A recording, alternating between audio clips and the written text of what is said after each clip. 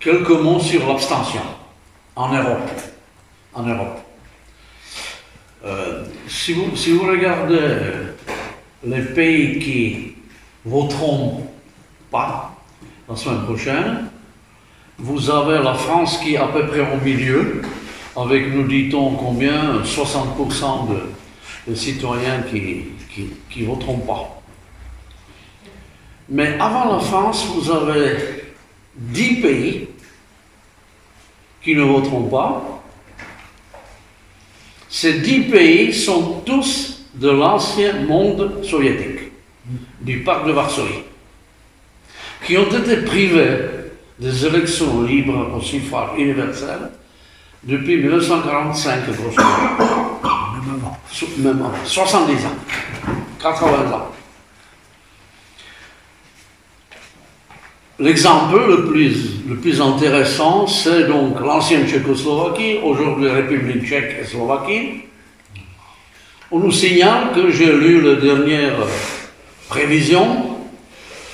Les sondages d'opinion disent en République tchèque, la semaine prochaine, 10% des citoyens expriment, ils disent qu'ils auront peut-être voté. 10%. Ça peut exagérer, ça sera peut-être 11 ou 12. Alors pourquoi je cite ce pays? Pour des raisons historiques qui nous concernent, nous, les Tchèques et les Français.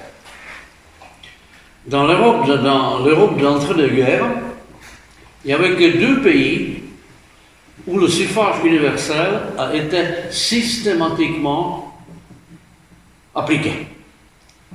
C'est la France et la Tchécoslovaquie, l'ancienne Tchécoslovaquie. La Tchécoslovaquie a été créée à Versailles par la France. L'acte de naissance de ce pays a été rédigé d'abord en français, il a été traduit en tchèque, en slovaque, en polonais, en yiddish, etc. Alors maintenant, comment se fait-il que ce pays qui a toujours voté est le premier pays quasiment qui ne votera plus? Parce que si vous avez 10% de citoyens qui vont voter, c'est un pays qui ne vote plus. Pourquoi? Mais c'est quand même un problème.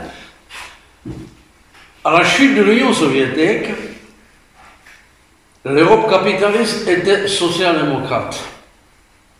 Il y avait 15 pays qui étaient dirigés, gouvernés par la social-démocratie, par les urnes. Maintenant, ces pays sont d'extrême droite par les urnes. Donc il y a vraiment un échec total, mais total, de la façon dont le suffrage universel, qui était inventé, nous le savons tous, par le peuple français à partir de 1830, grosso modo, a été introduit dans ce pays-là. Ceux qui disaient, comme moi par exemple, qu'il faut d'abord exporter les droits de l'homme d'ici et là-bas, au lieu d'exporter le capital. Ils ont été traités de tous les noms, ils ont dû se taire. Il faut dire aussi, je le rappelle ici en petit détail, puisque Ramzi a parlé de solidarité, de néocolonialisme, il faut bien savoir aujourd'hui que le capitalisme français occupe la 3e place dans ce pays, dans le contrôle de l'économie. Les premiers, les Allemands, et de loin, ensuite les Américains, et les 3e sont les capitalistes français. En ce qui concerne le capital financier et bancaire toxique qui contrôle ces pays, c'est la Société Générale. C'est la Société Générale. Alors juste, je ne sais pas qui a envoyé la Société Générale là-bas pour faire triompher le capitalisme. Cela s'est passé lors de la privatisation de la Société Générale. Il me semble bien que ça se situe un peu dans les eaux du gouvernement de cohabitation Chirac-Jospin. Mais je peux me tromper.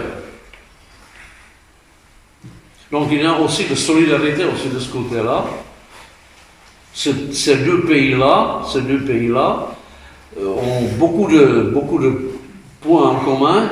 Et par exemple, si la France un jour décide de sortir de l'OTAN, ça je peux vous déjà aujourd'hui fournir la liste de tous ceux qui seront pour et qui seront contre là-bas.